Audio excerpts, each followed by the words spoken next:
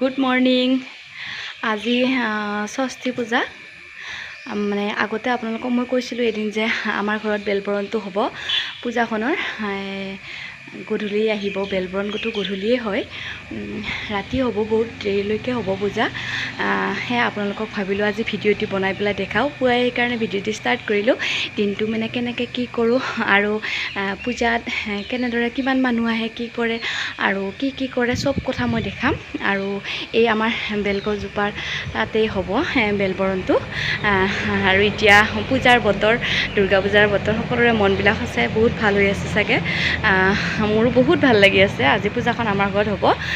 আহক আমি ভিডিঅ'টি আপোনালোকক দিনটো কি কৰোঁ বা পূজাত কি কৰোঁ তাকে দেখাম। গছডালৰ পৰা যিযোৰ বেল লাগিছিল, মানে জুৰীয়া বেল লাগে, সেই বেলযোৰ পুৱা পাৰি ল'ব লাগে। পাৰি তাৰ তলত ধুনীয়াকৈ গাঁঠি দি থ'ব লাগে, নহ'লে দিগদাৰ হয়। আৰু পুৱা পাৰিব লাগে, আৰু ৰাতিহে পূজাটো হ'ব। সেয়ে মানুহ এজন বা এই মানুহজনৰ আমাৰ ঘৰত বেছিভাগ থাকে। আপোনালোকক মই ভিডিঅ'বিলাকক দেখাই থাকোঁ যে তেওঁ আমাৰ ঘৰত কি কাম কৰে, কি কাম নকৰে। তেওঁ পুৱাই আহি বেলযোৰ পাৰিলে, তাত ধুনীয়াকৈ বেলযোৰ পাৰিব পাৰিছে আৰু এনেকৈ গাঁঠি দি থৈ দিছে। মই বুট ভিজাইছোঁ কাৰণ ৰাতি লাগিব যে, ৰাতিৰ কাৰণে। আৰু এনেকুৱা ধুনীয়া নাৰিকল লাগিব, নাই থকা বুলি কওঁ আমি নাৰিকলটোক, এনেকুৱাকৈ শিৰা থকা নাৰিকল লাগে। আৰু আমাৰ গাঁৱৰ বৌকেইজনী আহি পাতবিলাক কাটিছে আৰু ধুনীয়াকৈ ধুই সিহঁতে এতিয়া থৈ যাব, কাৰণ আকৌ গধূলি পাতবিলাক লাগিব। সিহঁতে তাৰমানে আমাৰ গাঁৱত যিবিলাক উৎসৱ হয় বা যাৰ যেনেকুৱা ঘৰত কাজ বা পূজা হয়, সেইবিলাকত এনেকৈ ধুনীয়াকৈ সহায় কৰি দিয়ে। মোৰ চোতালখনো মুচি দিলে ধুনীয়াকৈ। সিহঁত নহ'লে মানে কামবিলাক নহয় তেনেকুৱা। এতিয়া মানে আবেলি হৈছে, খুৰীয়ে লুচি পুৰি আছে আৰু সিহঁতকেইজনীয়ে ধুনীয়াকৈ আটাবিলাক মাৰি দিছে আৰু ধুনীয়াকৈ লুচিবিলাক কৰি আছে, কাৰণ গধূলি মানুহবিলাক আহিব, যিমান মানুহ আহিব চব লুচি খাব। আৰু ভাল লাগে আৰু এনেকুৱা এটা উৎসৱ হ'লে ঘৰত চব ব্যস্ত হৈ যায়। এতিয়া মানে পূজা আৰম্ভ হ'ব আৰু পুৰোহিতে কামবিলাক কৰি আছে, মানে ৰংগোলী আঁকিছে, আমি মণ্ডল দিয়া বুলি কওঁ। ধুনীয়াকৈ ৰংগোলী আঁকিছে। আৰু এই পূজাটো উত্তৰ ছাইডত হয়, কাৰণ শিৱক পূজা কৰে এইটো ছাইডত। সেয়ে উত্তৰ ছাইডত এইটো পূজা হয় আৰু বেলৰ তলতে হয়। সেই উত্তৰ ছাইডত ৰংগোলীটো বনাই আছে তেখেতে। আৰু এতিয়া বেলডালত ধুনীয়াকৈ কাপোৰ মেৰাই দিব, যিটো মানে শিৱৰ বস্ত্ৰ হয়, সেই বস্ত্ৰটো বেলডালত মেৰাই দিব। আৰু মানুহবিলাকো আহি আছে। আৰু যিডাল গছত পূজাটো হৈছে আমাৰ বেলত, তাত মানে লগুণ পিন্ধাব লাগে। মই এদিন লগুণৰ বিষয়ে আপোনালোকক ভিডিঅ'ত দেখাইছিলোঁ।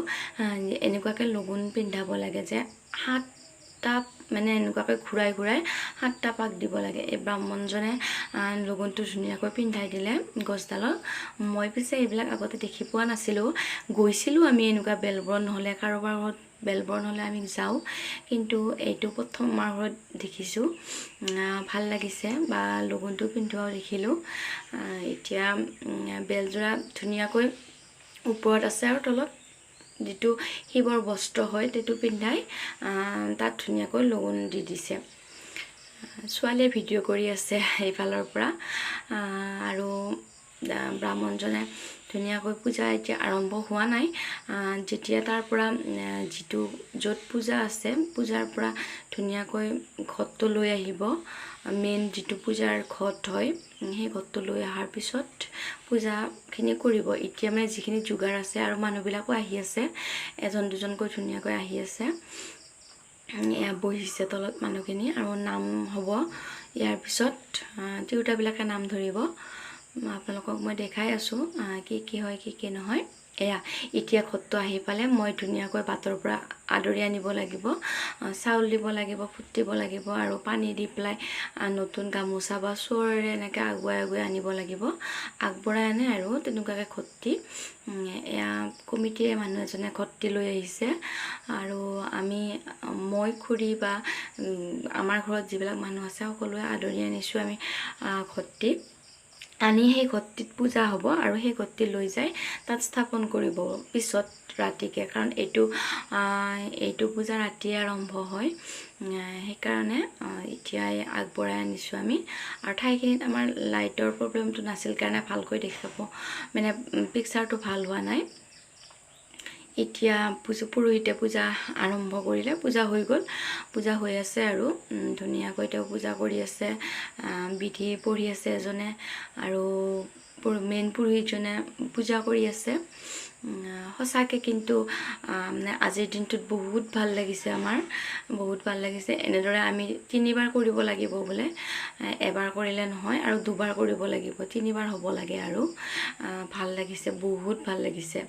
পূজাখন কৰি মনটো মানে বহুত ভাল লাগিছে। আৰু এতিয়া মানে পূজাটো শেষ হ'ব, শেষ হোৱাৰ আগে আগে ওজাপালিয়ে এনেদৰে শেষৰ মানে ওজাখিনি গাই দিয়ে আৰু ঢোল বজায় আৰু এনেকুৱাকৈ, কাৰণ ঢোলৰ মাতটো মই দিব নোৱাৰোঁ, কাৰণ মোৰ কপিৰাইট লাগি যাব, সেয়ে মই এনেকৈ ক'ব লগা হৈছে, কাৰণ বহুত শব্দ হৈ আছিল।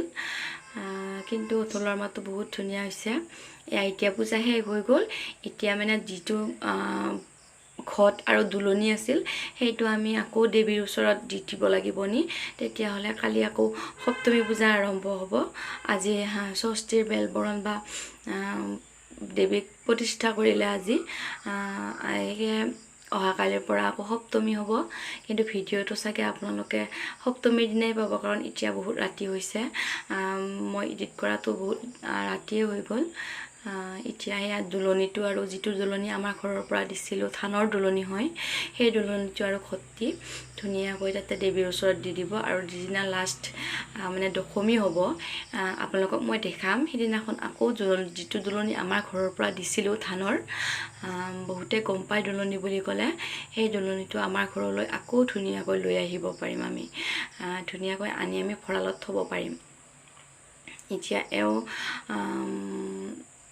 সেই বস্তুটি দুলনিটো থৈ দিব তাত, আৰু পুৰোহিতে কাইলৈৰ পৰা আকৌ পূজা আৰম্ভ কৰিব।